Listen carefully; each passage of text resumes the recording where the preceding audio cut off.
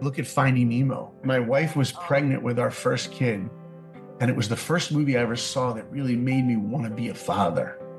And if you look at just the opening of that movie, there's a scene where Nemo goes to school the first day, and then he goes off with a couple of kids he just met, a couple other fish, and he gets to the drop-off where his mother was killed. And then the fish are like tempting him. Hey, how far can you swim out to the boat that's there? And one fish goes out a little, the other one goes, and they look at Nemo, they go, Nemo, how far will you swim?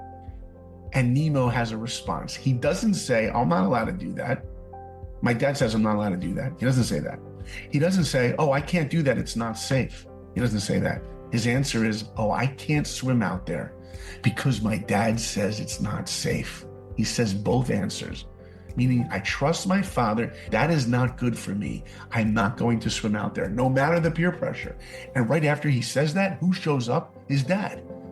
He goes, Nemo, what are you doing? You can't swim here. And Nemo was like, Dad, I wasn't going to do it. I didn't go anywhere. I listened to you. The movie should have been over right there. But the dad keeps going. He's, no, Nemo, you can't do that. And you got that bad little fin that you have, your little gimpy fin. And he makes fun of him in front of the other fish. And all of a sudden, then he looks to the science teacher and he's like, what kind of school are you running here and letting kids swim off? And as they're doing that, one of the little fish comes up to the dad and goes, sir, what? Nemo swam out there. And now Nemo swims out farther than both of the other fish ever did. And he's right next to the boat. And his father sees him all the way out there. And he says, if you put one fin on that boat, mister, you're gonna, and Nemo takes his fin and he touches the boat, and now he's in trouble. And Nemo comes back, and all of a sudden, spoiler alert, Nemo gets taken, and now we have a movie. But if you watch the movie carefully, what is the final phrase Nemo says to his father before he's taken? You know what he says to his father? 3 words. I hate you. This movie isn't just for kids where it's about a fish being taken and his dad has to get him back. You know what the movie's about? Repairing a relationship. It's so much deeper. It's not about fish.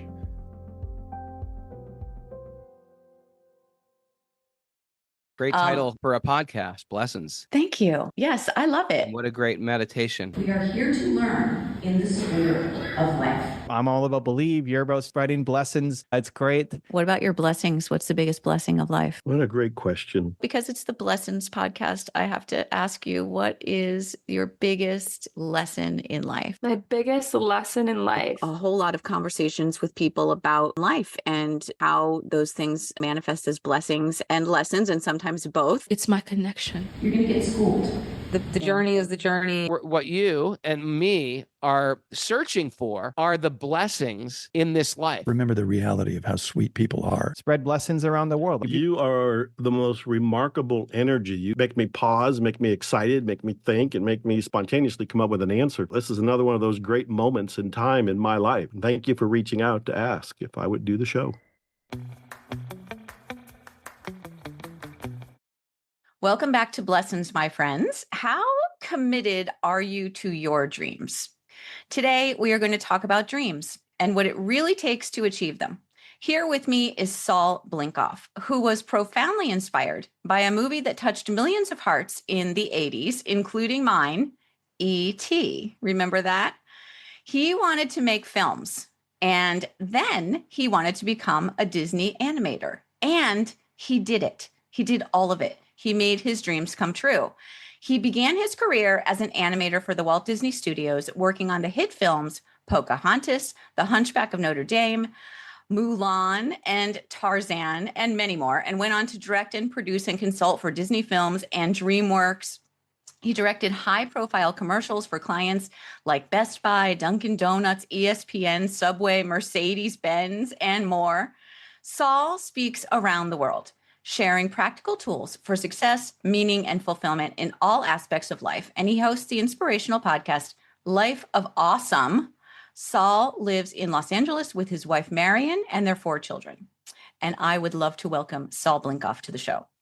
Thank you so much, Mitzi. Thank you so much for having me. And I also want to just especially thank all of your listeners. Every single one of you listening should take a moment and take pleasure and in the accomplishment that you show up to a podcast like this. I say a lot to people, Mitzi, that there's so many things pulling us from different directions. And there's always another show. There's always another great show on Netflix. And someone's, oh, did you not see the show Bear? Oh, you got to see it. You didn't watch this show? You got to see it. And there's so many things pulling us. But to silence everything around us and show up to a podcast like this because you want to hear something that will hopefully inspire you in life is a great credit to all of your listeners. And it's a real honor for me to be here. Thanks for having me. What a beautiful way to start. Thank you for saying that. Oh. You're right. You're totally my kind of people because I like to go deep. I do not like to swim in the shallow end of the pool. I have a question that I think is going to start us off that direction. You inspire. It's what you do. And just in my research for this conversation, your voice, your style, your tone, your manner, just everything about you is very inspirational. People want to listen to you. It's mesmerizing.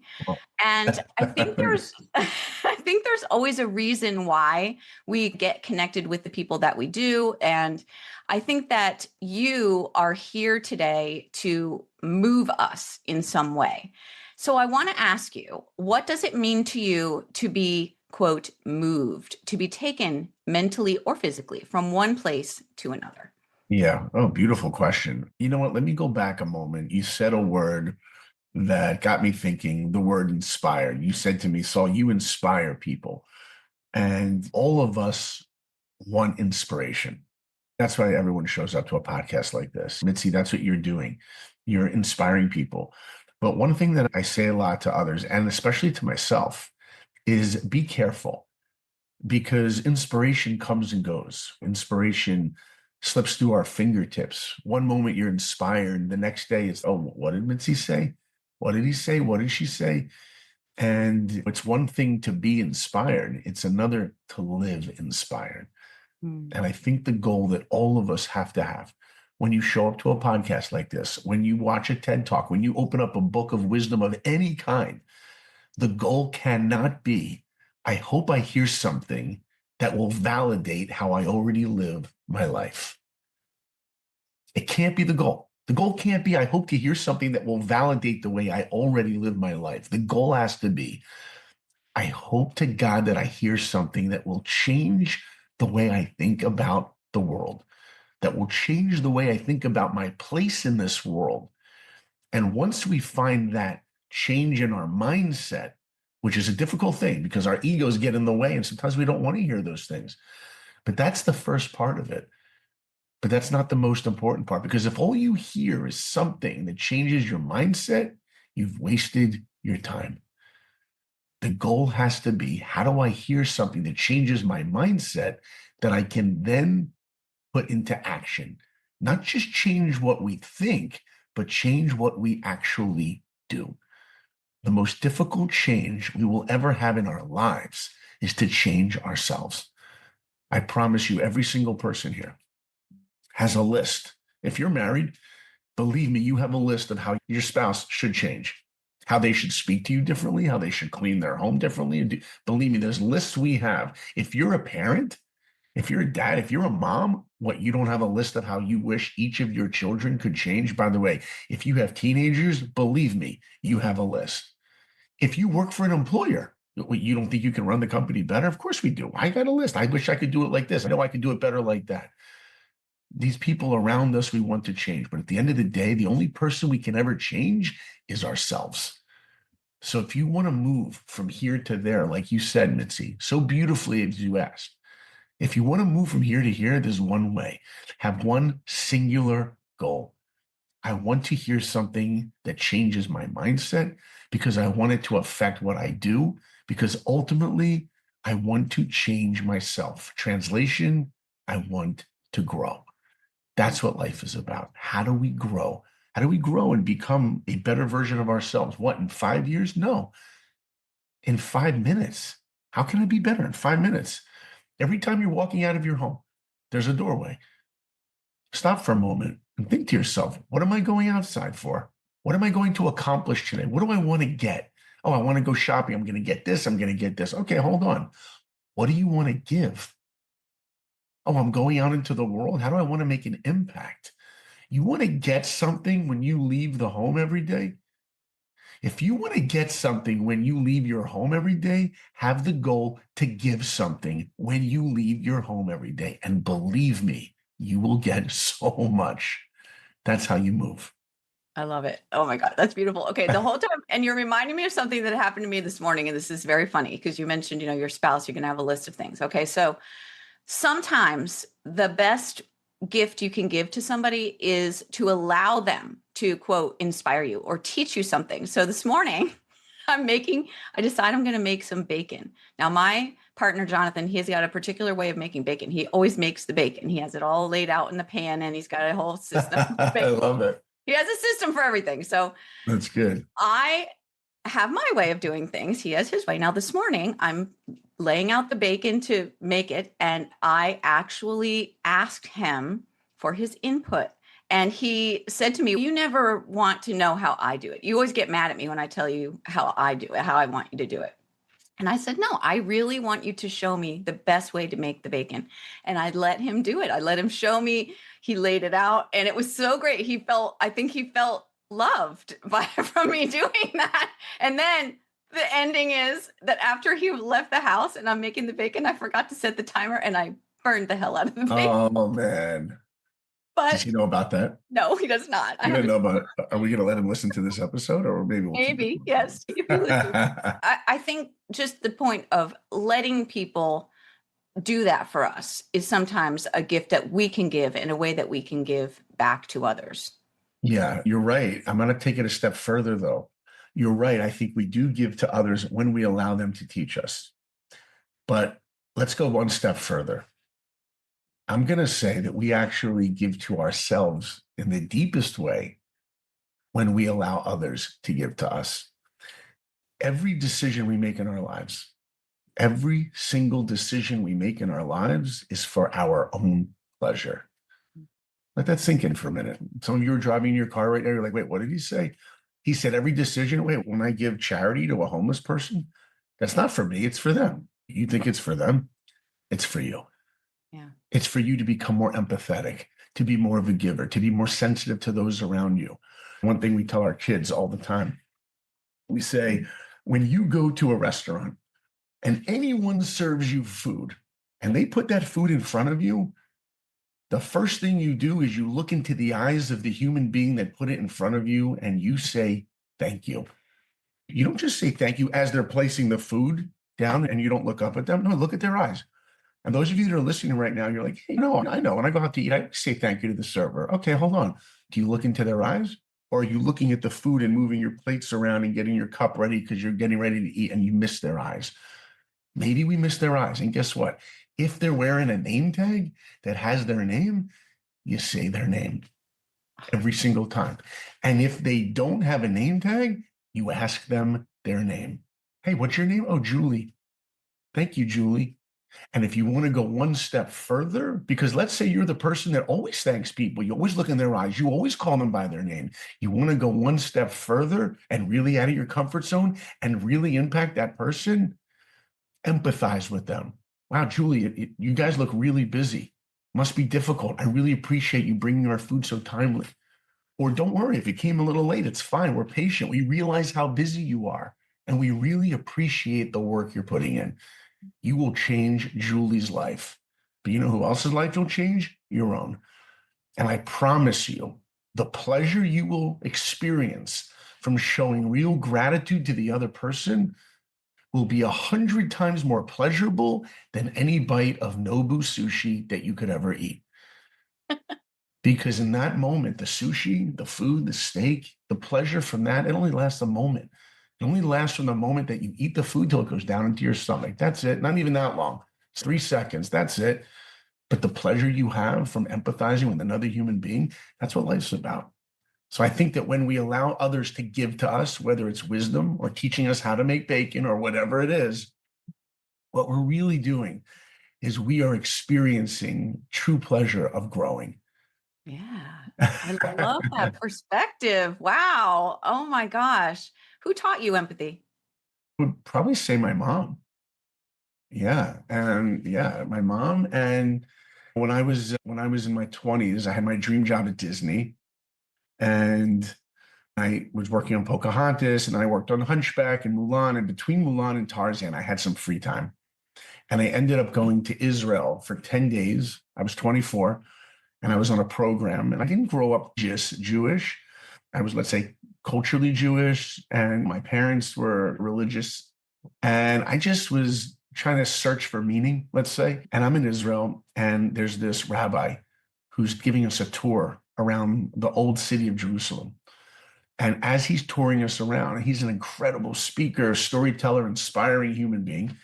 There's this old guy who is not part of our group, and he's tagged along with us the whole time as we're walking through the old city. And this old guy does not stop talking, and he's driving all of us nuts.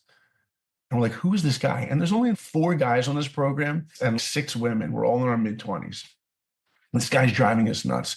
At one point, the rabbi's standing up near a hill, and he points to a cemetery. And the rabbi's, oh, and at this cemetery, this is the person that died. And this old guy that tagged along is, no, Rabbi, I heard he died over there. And it was someone else that died here. And the rabbi was like, look, you know what? Whether he was here or here, he's not alive. And that's it. And he moved us along on the tour. And the guy was driving us nuts. And those of you that are, let's say, churchgoers or synagogue goers or whatever religion you are, you know how you have your best behavior is at church or synagogue? It's like the best part of you would never swear when you're at church or synagogue or whatever your religious house says. But then, when you get back to the work week, okay, you may swear, the real you comes out. When you're in Israel touring the old city of Jerusalem with a rabbi, it's the best version of you.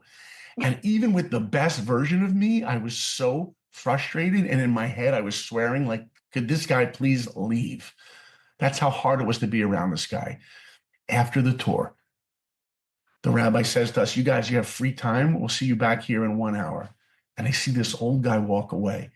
And I see the rabbi go over and approach this guy. And I'm like, you know what? I want to see what this rabbi is going to say to this old guy. And the rabbi did not know I was tailing along. I hid behind this wall, and I hear the rabbi speak to this guy.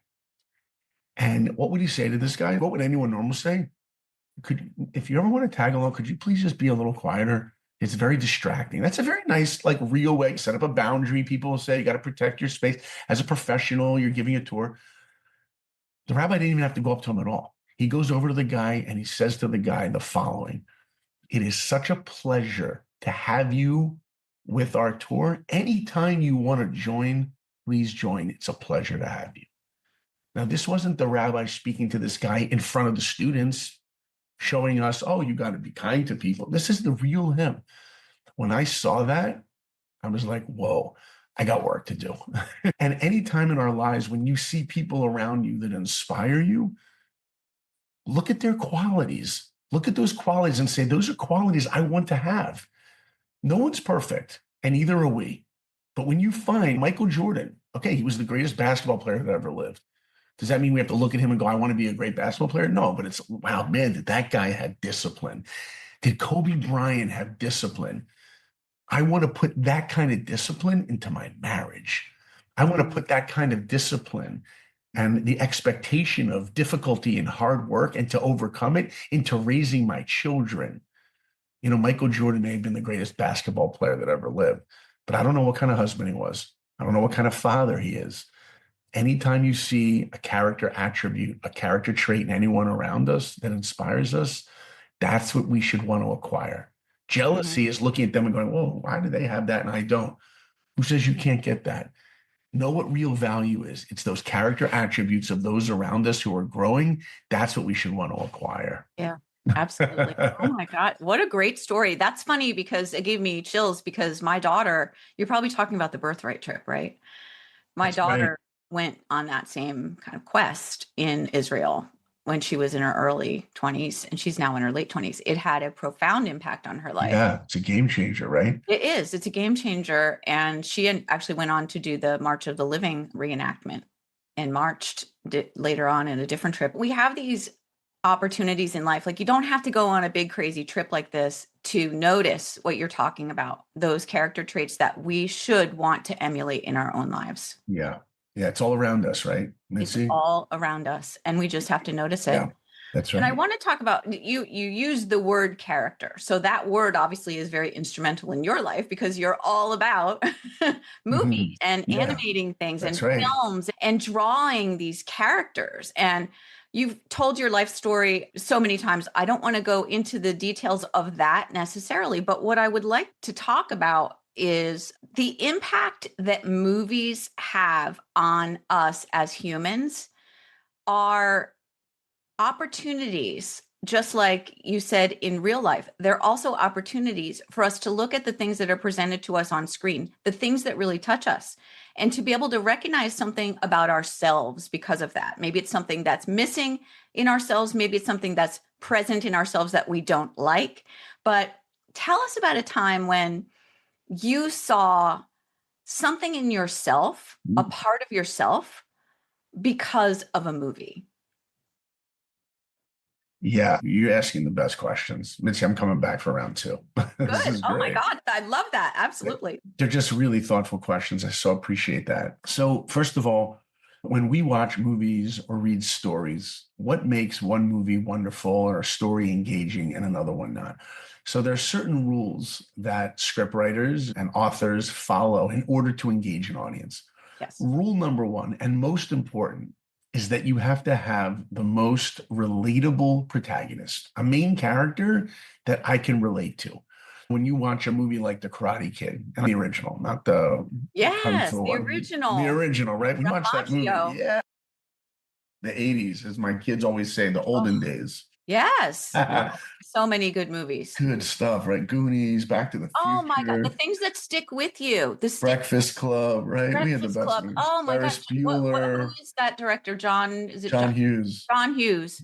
Yeah, Planes, Trains, Automobiles, Best Thanksgiving. Oh, crazy times. Yeah, so when you watch a movie like that, Karate Kid wasn't such a wonderful movie because it appealed just to kids who were interested in karate. That's not what the movie's about. Right. The movie's about a teenager who wants to use karate as a means to fitting in. And who knows what it's like to not fit in? All of us. So at the end of the movie, spoiler alert, when he does the crane kick and he beats the bully, we're emotional. And even though we know it's not real, it's emotional for us because we relate to this kid and we feel like it's ourselves. That's me up there. When you're watching Star Wars, that's me. Whatever the movie is that you love, we relate to that main character and we feel like we've gone through that journey. To answer your question, for me, what's the main character or in a film or story that's really impacted me? It's so easy for me. I'll take you back. I'm in college. I'm in one of the most competitive art schools in the world, Columbus College of Art and Design in Ohio. Disney recruited animators from 8 schools at that time. And I went to one of those schools. It was insanely competitive, just so you know how competitive it was. The first week in school, one of the heads of Disney Animation came to our school. His name was Bill Matthews. He was about 70 years old at the time, one of the original animators on Sleeping Beauty. He used to hang out with Walt Disney himself. It was amazing. And this guy gets up on a stage in the auditorium, and our auditorium is filled with over 600 students, every freshman, sophomore, junior, and senior. And he looks out to us before he tells us how to get into Disney. He says to us, show of hands, how many of you want to get into Disney? And every hand went up. And he goes, just so you know, out of the 600 of you in this room, maybe, just maybe 4 of you will ever work there. That's how competitive it is. And I remember when he said that, I remember thinking one thing. I wonder who the other 3 are going to be. Because look, in life, we either believe in ourselves that we can accomplish or we don't. And deep down, not what we tell other people, not what we post on Facebook and Instagram. Deep down, do I really believe that I can accomplish? Do I believe that I can become a more patient parent? Do I believe that I can elevate my marriage from good to great, from great to awesome? Do I really believe that I can wake up every day and realize what a gift life is and be so excited and jump out of bed because I have another day to create myself? What a gift it is. Or is it just another day? And at that point in my life, I believed in myself. And he said, it's going to be hard. You got to learn drawing humans and animals from life, no cartoon characters. So I worked really hard on a portfolio. My sophomore year, I sent it into Disney and I got rejected.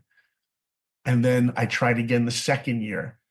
And my best friend Andy gets into Disney, and I got rejected again. And it was devastating for me. Look, it was bittersweet. It was sweet because my best friend got his dream, but it was bitter because I didn't. And something happened to me at that moment, Mitzi.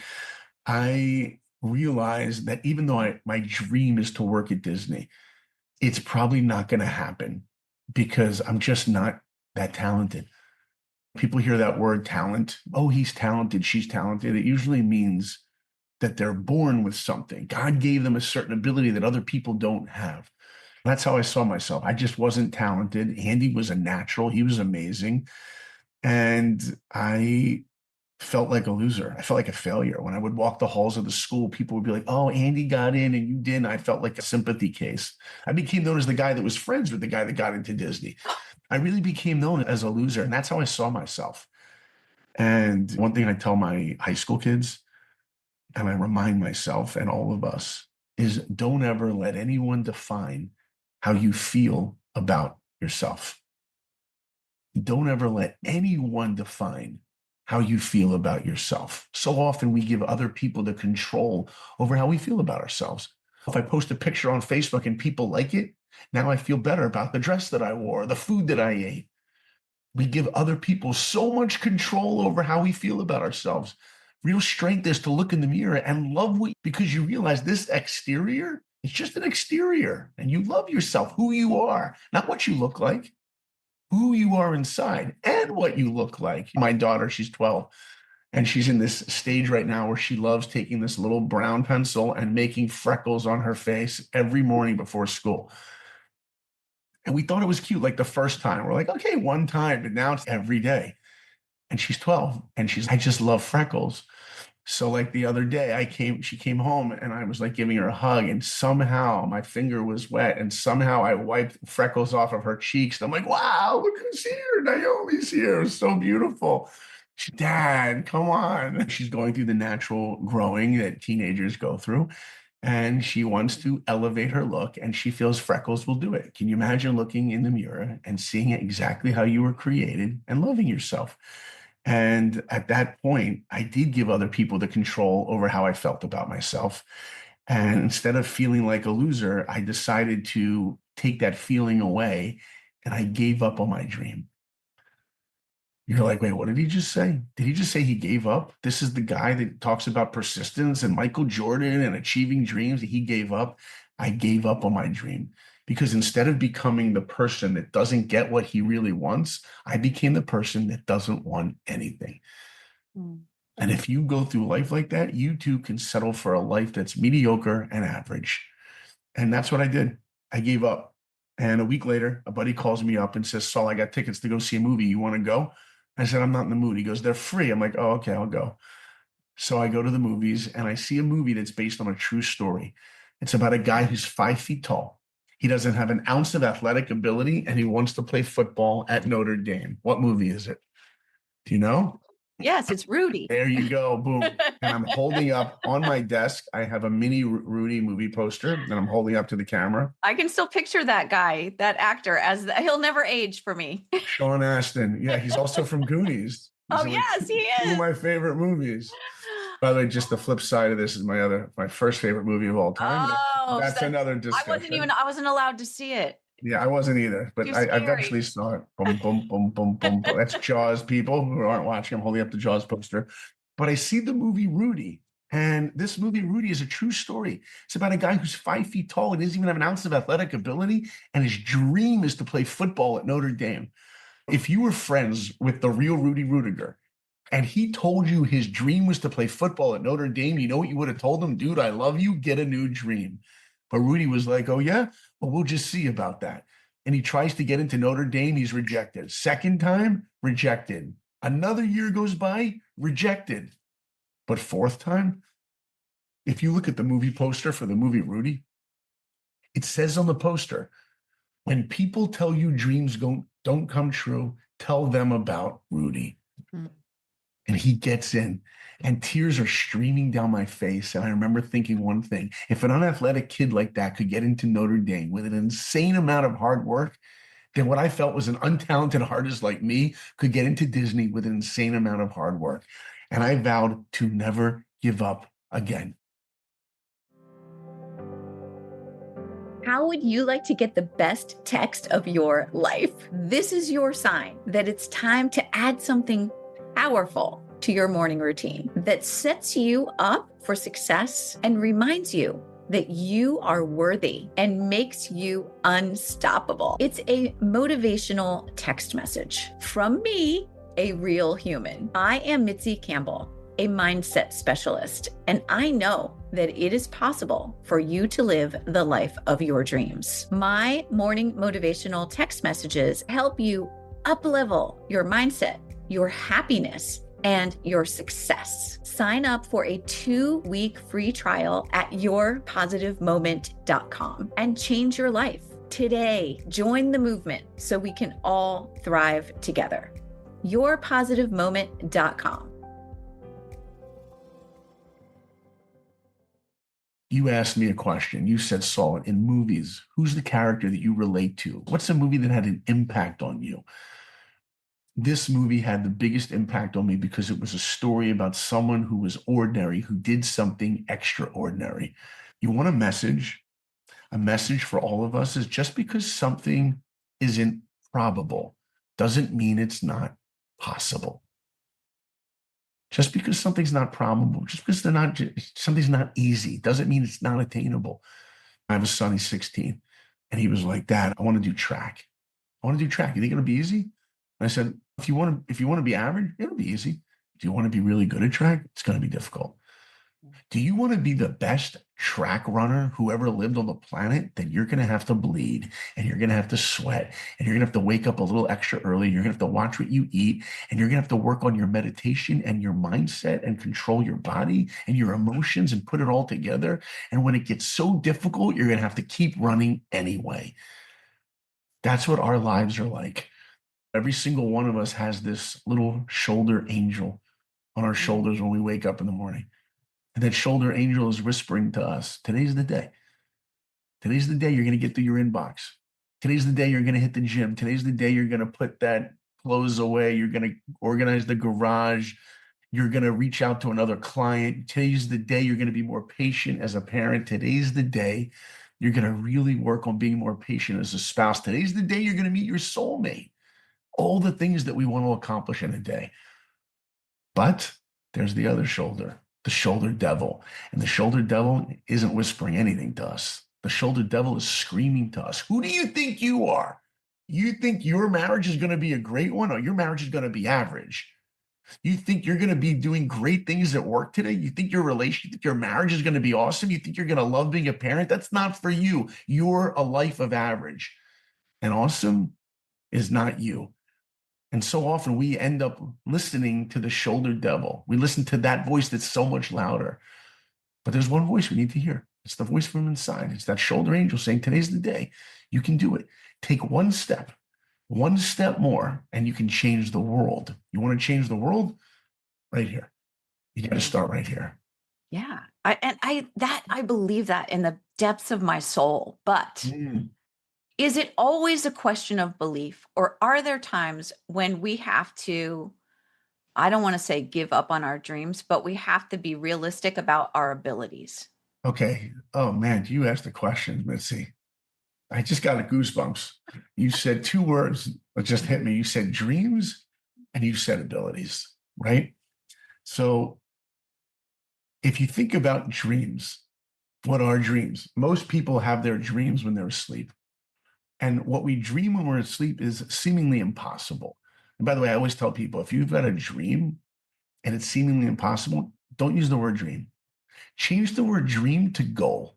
It's a goal, because a dream is something that's so unattainable in our minds. But a goal, okay, I can do that. But when you're young, what's your dream? Oh, I want to be in the NBA. I want to work at Disney. It's always things that usually are about the glorification of us. It's, oh, if I could be at the best animation studio in the world. You know what I would tell myself now? If I went back to when I was 20-something years old and I got rejected at Disney, you know what I would tell myself? Saul, grow up. Your life's going to be fine. You don't need to be at Disney to live a purposeful life. It's not being at Disney that makes you great. It's what are the stories you're telling? How are you making a dent in the universe? How are you sticking up for injustice? We got to grow up. Maybe our dreams need to grow up also. Believe me, a dream is I want to provide for my family, and it doesn't matter how I do it. There's this, I just saw a video the other day of this kid who grew up like inner city, minority, tough life. His father worked his whole life lugging those kerosene gas tanks that we have in barbecue grills. He would deliver those to people's homes. This is how the father made enough money to send his son, his only son, to college. Going through hell. Is it his dream to lug kerosene bottle, huge heavy things, containers on his shoulder every day? No, you know what his dream is? I want to provide for my son. And you want to hear something beautiful? When the son was at his graduation, this is this week, his son was wearing the robe and he had his graduation hat and his tassel. And his father's in the audience with his mother. And they call the son's name up, and the son lifts from his feet a kerosene tank that is so heavy, puts it on his shoulders, and starts crying as he walks towards the podium to receive his diploma because he wants to show his father, Dad, I appreciate what you did for me. Let me tell you what a rich man is. That father sitting there watching, and that son that appreciated all the sacrifice that his father made. I'm a big Disney fan, obviously, but there's one Disney movie that I did not work on that has had the biggest impact on my life. It came out right before Pocahontas. It was the biggest animated movie at the time. Of course, Lion King, right? Amazing movie. And in that movie, we all know that movie. The movie is about Simba. He wants to be king when he grows up. He actually sings that song, right? I just can't wait to be king. You remember? Yeah. And his father, Mufasa, right, James Earl Jones, sees that his son doesn't really have a grasp of what it means to be a leader in kingship. And his father says, Simba, there's more to being a king than getting your way all the time. Simba's, there's more. What could be better? And then something happens to Dad. Spoiler alert. What happens to Dad? He dies. Oh, he dies. Right. Yeah. It's a Disney movie. They always have to kill off a parent, right? Yes, exactly. I know. Right. So Dad dies and Simba goes off and lives in Hakuna Matata world. Remember? Yep. Hakuna Matata. What a wonderful phrase. Are we the first to sing that on your podcast? Yeah, Are definitely. we making history? And by the way, what does Hakuna Matata mean? Do you remember, Mitzi? No worries. There you go. It means no worries. And do you know who wants a life of no worries? All of us. Yes. And if you want, by the way, if you want a life of no worries, don't get married. If you want a life of no worries, don't have teenagers. But we all want a life of no worries. We all want to work hard so we can get to Hawaii and relax and be in a jacuzzi. And that's what it is for Simba. He sleeps in a hammock, hangs out in a jacuzzi. He's living in this lush, beautiful place. It looks like Hawaii, flowers and waterfalls. It's amazing. And at the end of the movie, who shows up and finds him? Test for you, Mitzi. Who finds him at the end? The beautiful girl, Yeah. lion. Yeah, what's her name? Do you remember? Nala. Nala. Yeah, you got it, Mitzi. This is about the year when my kids started growing up. So probably The Lion King was one of the last big movies I watched. Oh yeah, what a great one. That was such a great one. So great. So Nala shows up, but she's all grown up now. She's got the big eyelashes, and they're singing their song, Can You Feel the Love Tonight? Yes. So they're singing their song. They rolling around. The sun is setting. There's a scene when they're about to make out. You remember that scene how their faces are going towards each other? Yes. We always cover our kids' faces when they were little. They're like, Dad, they're just lines. I'm like, still inappropriate. And then after they roll around and sing their song, they have a conversation. And she says to Simba, it is so good to see you, but you got to come back with me. And Simba's like, what do you mean come back? Look where I live. Why would I leave this? And she's like, you don't understand. Scar has taken over everything. And if you don't come back, everyone is going to die. And you are responsible. And you know what he says? Hakuna Matata. I'm staying right here. I'm not going anywhere. And she sings a line that's so profound. She sings, why won't he be the king I know he is, the king I see inside? You know who that line is really directed to? To all of us. When are we going to be the king, the queen that we're meant to be? When are we going to grow up? And you know what she does? She leaves him. He's left alone. She challenged him. You know what a real relationship is? Friendship, marriage. It's when we're open to someone challenging us to grow. That's it. That's when you really know someone's your friend or that your soulmate, when they challenge you, when they go against you in the way to support you. Listen to that line again. Why won't he be the king I know he is? The king I see inside. I see his potential. I see his greatness, and he doesn't even see it himself. And she leaves, and he's left alone. Then who shows up? Rafiki the baboon. You remember? Yes. And he takes the stick and he hits Simba on the head, and he sees his reflection in the water. And then Simba looks up to the clouds and sees his father Mufasa in the clouds, and he hears his father utter the phrase, "Remember who you are. Remember who you are. Grow up. This isn't life. Life is not Hakuna Matata. Life is not vacation. Life is about going back to your purpose, to leadership, to responsibility. Grow up, wake up."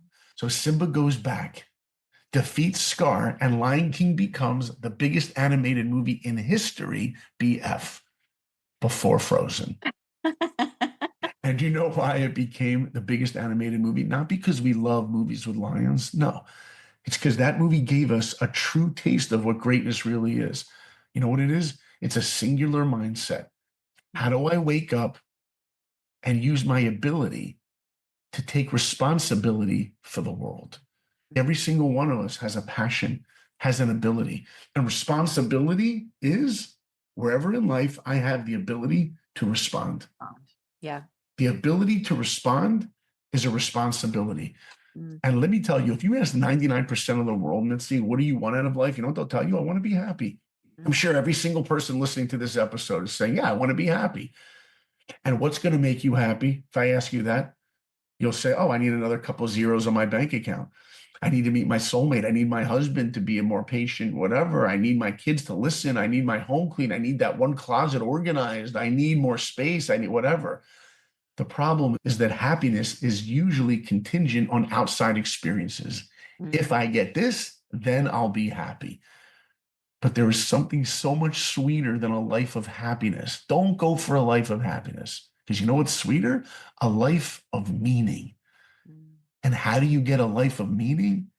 That you look inside and you go, how do I take who I am and impact the world? You want to impact the world? Impact one person.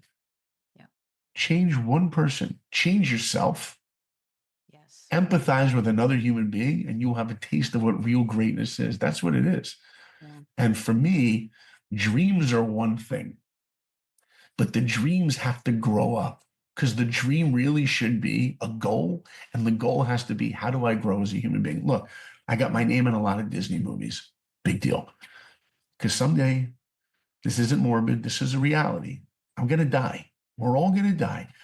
And some days our kids are going to look at our gravestones. They're going to see our names embroidered. Engraved. There you go. Embroidered. That'd be interesting. Maybe. Who knows? Maybe. Right? It's That's right. But they're going to see our names engraved on a stone. And what are they going to say? Oh, my mom and my dad, they worked on this movie. They made this much money. Or are they going to want to know one thing? You know what? My dad really tried to live a life of integrity. My mom was really there for me through anything. She was really there for me. She was really there to support me.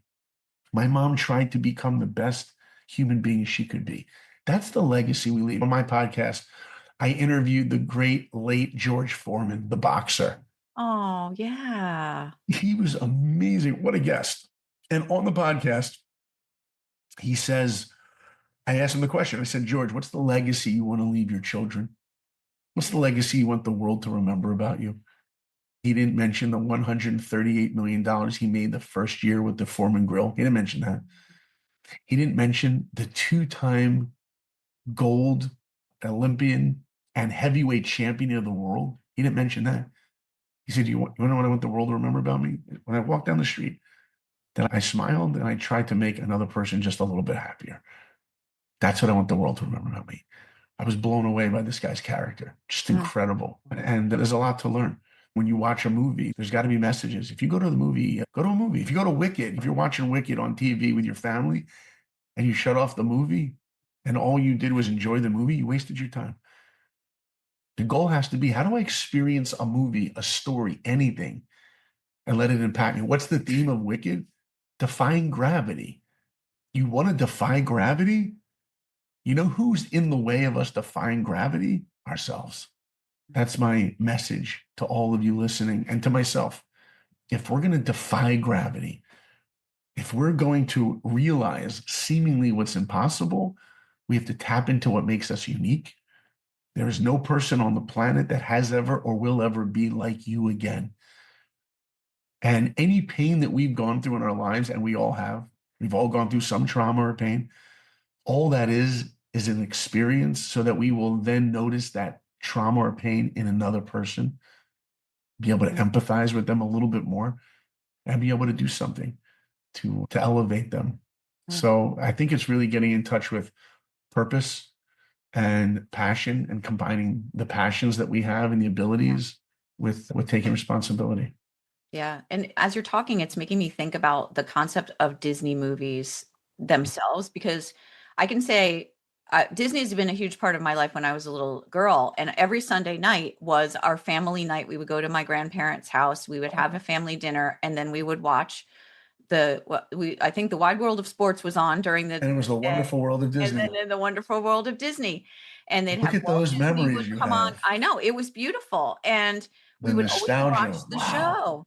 And I Yeah. remember, because of Disney, I was so excited to watch when I was growing up, and I'm sure it's the same for you, nothing was on demand. When a movie came on, it came on. That was it. You missed Oh, I it. tell On my once kid a that all year. the time. First of all, when you saw a movie in the theater, you never saw it again. No, it was gone. That was your experience. There's no videotapes. We're going back, right? That's right. And only a handful of movies would they show on TV, like Sound of right. Music or a couple things. But The most Sound of of the time, Music was on once a year, but the one Right. that really got me was Dumbo.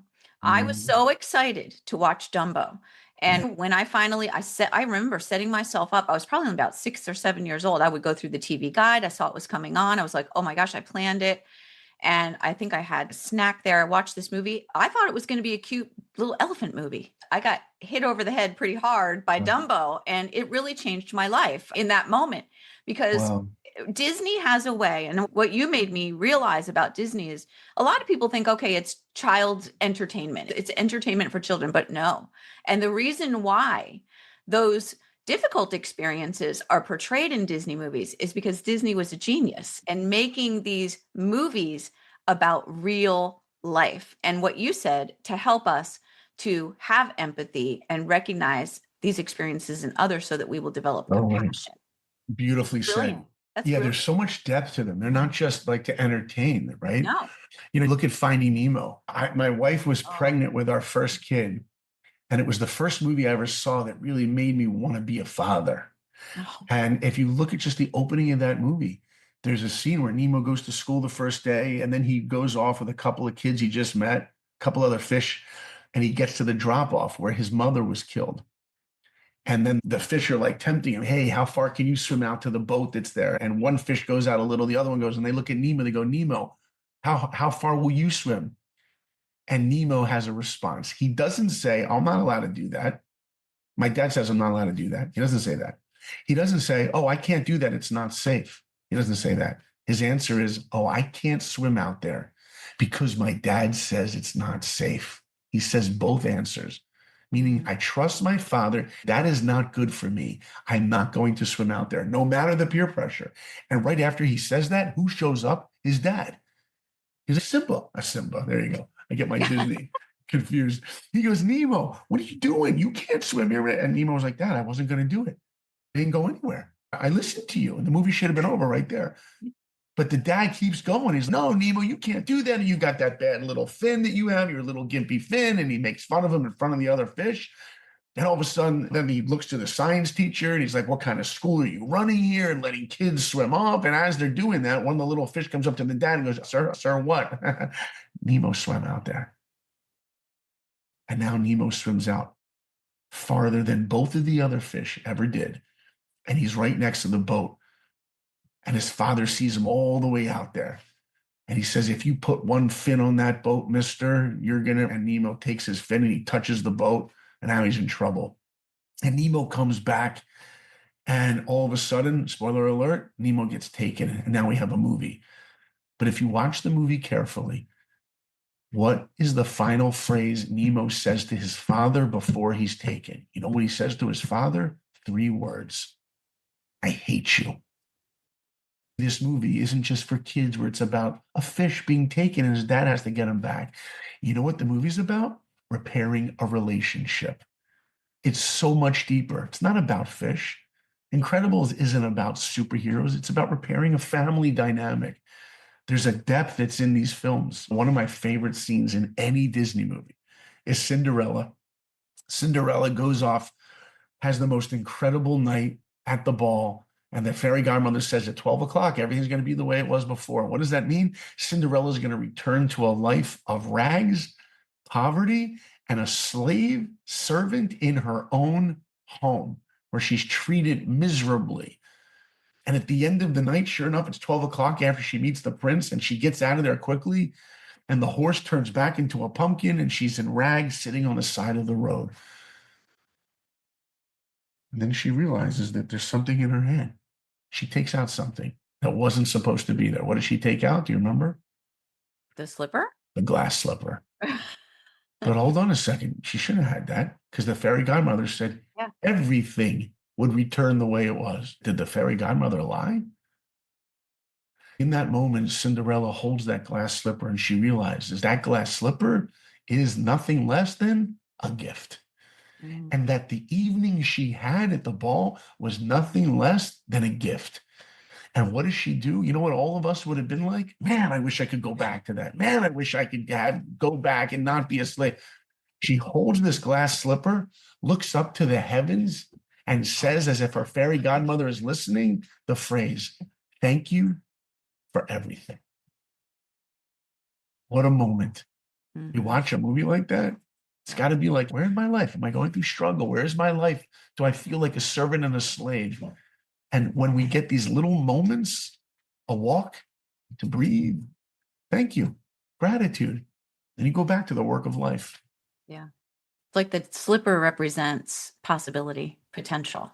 Yeah. Isn't that true? Yeah. Amazing. Yeah. Disney was, a really cool thing about Disney. I'll tell you one quick story. When Walt Disney was making Disneyland, if someone tells you today to invest in a Disney project, you'd probably be like, yeah, I would do that because most of them work out really well, except for the late Snow White movie that came out. Bad. Okay, but we're not talking about that.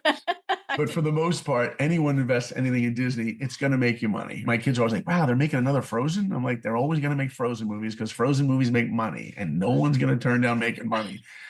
There will always be, I said to my kids, there will always be another Frozen and there will always be another Star Wars something. Don't be surprised when Star Wars 12,000 comes out. But when Walt Disney was making Disneyland, the parks, no one had ever seen anything like this before. As a matter of fact, before Disney made Disneyland, there were no theme parks. There was never a theme park. There were only amusement parks. So what's the difference? An amusement park is just for fun. A theme park, a theme, there's got to be a message. There's got to be a story, right? It's like what you said before. When you look at these movies, they're not just for kids. They're not just amusing. There's a theme to it. There's a message to it. So Walt Disney created Disneyland because he wanted a place that families could go together. He was sitting on a bench at Griffith Park with his kids and his wife eating Cracker Jack. This is the true story. And his kids were on the little merry-go-round carousel there. And he's sitting eating his Cracker Jack, which is his favorite snack. And he was like, why can't there be something that me and my kids do together? And that's where he got the idea for Disneyland. And if you go into Disneyland today and you walk in on the right in Great Moments with Mr. Lincoln, you will see right at the entrance. Nobody even knows this. Very few people know this. You've been to Disneyland, right? No. When you go, remember this. Yeah. There's a little red stanchion rope and there's the bench. They actually have the bench from Griffith Park and there's a plaque on it and it says, this is the bench where Walt Disney sat when he conceived the idea of Disneyland. How cool is that? That is so cool. I will make it a point to go. And when you walk into any Disney park, you walk in there and you see that castle, whether it's Disney World or Disneyland Paris or whatever it is, there's that feeling, the magic of it. And when you walk down Main Street, there's that amazing feeling. The investors looked at the plans for Disneyland in the beginning and they were like, hey, where's your roller coaster? He's, oh, the Matterhorn, it's going to be over there. Like, why don't you put it in the middle? He's, no, I got something better for the middle. Main Street USA. Main Street USA. There's no rides. It's little shops, barbershop quartet singing, a magic shop, an ice cream parlor, because that's when Walt Disney grew up. Those are the values that he embraced. And he wanted a place where when you went with your family or friends, you would walk down a street together. Then when you get to the end, someone can break off and go to Fantasyland or Adventureland, but we're going to go together. And when you leave Disneyland, nobody like runs out of Disneyland. You take your time. The lights are dark. It's like magic hour. Your kids are asleep in the stroller, the ice cream is going down their arm, whatever. And it's just magic. And the beautiful thing about Disney park experiences, it has nothing to do with the rides. It has to do with what we experience together and the values and the messages that we experience together. You won't get that at Universal Studios. Universal Studios, let me just go on the Minions ride. Let me just go. There's no magic to that. No offense to Universal, who paid for my paycheck when I was at DreamWorks. But that's what Walt wanted to create. And he really brought those values into what he did. And that's something that we should do. In whatever we are doing in life. You're a doctor, you're a podcast host, you have a business. Think about that for a moment and how you make your living. What are the values you put into it? And if you think about that, then you're not just making a living, you're making a life. Yeah. Yeah, so beautiful. I think these movies and these experiences should come with a list of self-reflection questions for you to take home with you after. Yeah, there's so much to learn from them. There's so much to learn. Saul, this has been wonderful. I always ask my guests at the end of the show 2 questions because it is the Blessings podcast.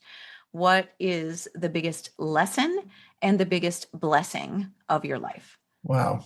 Okay. The biggest lesson that I want to share, is that what you mean? Yes. Yeah. I would say the biggest lesson has to be that we have to put the effort, the greatest effort in our lives into growing to who we are. It's not growing bank accounts. It's not growing our house. It's not none of that. It's just using every day to try and grow and become a better version of ourselves. That's what it has to be. That's the legacy we leave the world. It's a legacy we leave our children. It will be the hardest battle of our lives, is to grow as a human being. But that's what life is about. And the other question you asked me is, what has been my greatest blessing? Yes. That's easy. It's my wife. Because I'll tell you, without the right partner, you really can't grow to your potential. And let's go into the Bible for a minute. Yeah. Some of you are listening and you're like, I'm not a religious person, but whether you're religious or not, in any way, you got to realize one thing. The 4th biggest bestseller in the history of literature is Harry Potter. The 3rd bestseller in the history of literature is The Little Prince. The 2nd bestseller in the history of everything that's ever been written, pen to paper, is A Tale of Two Cities. Put them all together and they still don't compare to the 5 billion copies of the bestseller in the history of humanity called the Bible. And if you want to understand what a real soulmate is, or a relationship or marriage, go to this incredible bestseller called the Bible. And in the beginning of that book, it says in Genesis, God says it is not good for man to be alone. That's the line right there. And there are those, and I subscribe to this, that believe that the Bible is written letter by letter from the creator of the world. And it says in the Bible, it is not good for man to be alone. The next sentence is, so I will create for man.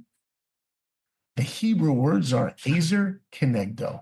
Now, you do have to realize that the Bible was originally written in Hebrew. There are translations that have been made, but if you really want to understand something, you have to understand what the Hebrew actually says. And the Hebrew words are ezer kenegdo. So let's go back. God says in the Bible, it is not good that man be alone. So I will create for him an ezer kenegdo. So what do those words mean? A helpmate that goes against you. It's not good for you to be alone. So I will create for you a helpmate that goes against you. Now, if you're asking someone that's dating someone, hey, I got this girl, you want her number? Yeah, she's cute. Yeah, great sense of humor. Yeah, and she's going to help you. And she's going to go against you. She's going to challenge you. You don't want her number. We don't want that. We want people to go, yeah, what you're doing is right. What you're doing is great. We don't want to be challenged. But God, don't you get it? If you're going to be great to your potential, you can't go through life alone. I'm going to create for you the greatest gift. And that is a helpmate that's going to challenge you. And you would think the next sentence would be Adam goes to sleep and God gives him Eve. That's 3 or 4 sentences later. The next sentences are the craziest in the Bible. Get ready, Mitzi. I'm ready. The next sentence is God says to Adam, go name the animals. What does that have to do with what we're talking about? God's like, it's not good for man to be alone. I will create for you a helpmate that goes against you. Now go name the animals. So Adam goes to the garden and starts naming animals. This is a lizard. This is an elephant. He starts putting them all together. And then the Bible continues and says, but for man, he did not find for himself a helpmate that goes against him. And then God put him to sleep and gave him his wife. So what's going on here? Here's what's going on here. It's your father, God, telling you, you shouldn't go through life alone. I got a girl for you. But Adam's, you know what? I think I can figure this out on my own. And only when Adam goes through the garden and starts to realize he's lonely, does God give him a wife. So what is the Bible teaching us? You want to appreciate anything in life? Don't realize that you want it. Realize that you need it. I tell this to men all the time. Why'd you get married in the first place? How many men do I know who are in their 40s and 50s and they're divorced? The divorce rate now is over 50%. I guarantee most people listening to this are divorced or considering divorce. So what's going on? What's going on in relationships and marriages? 2 things. If we're going to be great, we got to have one person in the world that can tell us anything. If you take a tree and you take the rings of a tree, think about everyone in your life right now who's on the outskirts of those rings of that tree. People who follow you on Instagram that you don't really even know, or people are Facebook friends, people you went to high school with. If you go closer and closer to the center of that tree, do you have one person there who you consider like a best friend or a bestie? You need one person in life, one, who can tell you when you're doing things that are wonderful. It can also tell you when, you know what, you need to be more humble, or you need to work harder at this, or you're screwed up. Yeah. And God's, if we're going to be great, we need to have someone that's going to help us by challenging us, and we need to appreciate that. And that's why I always tell my daughters, I have 3 daughters, but especially my older 2 who are dating soon, 20 and 18, I say, do not find a man who really wants you. Find a man who really needs you. And needs you to what? To grow. If we look at our spouses with the lens of I need you, we embrace them a whole different way. There's an expression we always say, you should fall in love. Remember that feeling? Falling in love? Yep. Oh my gosh, I'm falling in love with you. There's an amazing educator, Rabbi David Aaron. He says something so beautiful. He says it shouldn't be called falling in love because falling takes no effort. It should be called climbing in love, because that's the real expectation of what a relationship is. You want to have the great love of the ages, you're going to have to climb. You're going to have to work at it and realize that in this entire world, you need that one person to elevate you and help you grow. And sometimes the way they help us is they got to go against us. They got to challenge us. So to answer your question, and this is the short version, believe it or not, the best blessing I have is my wife, because she's the one who's the toughest on me. And that's exactly what I need. It's not what I want. It's what I need. That's so beautiful. I love it. Oh my gosh. You're so fun to talk to, Saul. Not just, thanks, Miss. you have so much wisdom, but you're also just fun to talk to. And I can see Thank you. everyone resonates with you and what you have to say. Thank you for joining me. I'm very appreciative of you. And I hope we can do a part 2. I think it would be amazing. What you said about the Bible at the end was amazing. We could go down a whole much deeper path too. Yeah. It'd be fun. Yeah. It's such an honor to be with you. And again, I thank all of your listeners. Every single one of us can look in our phones and check our bank account at any moment, right? We all know exactly to the penny how much money we have. And the truth is, all of us can make more money. You can make more money.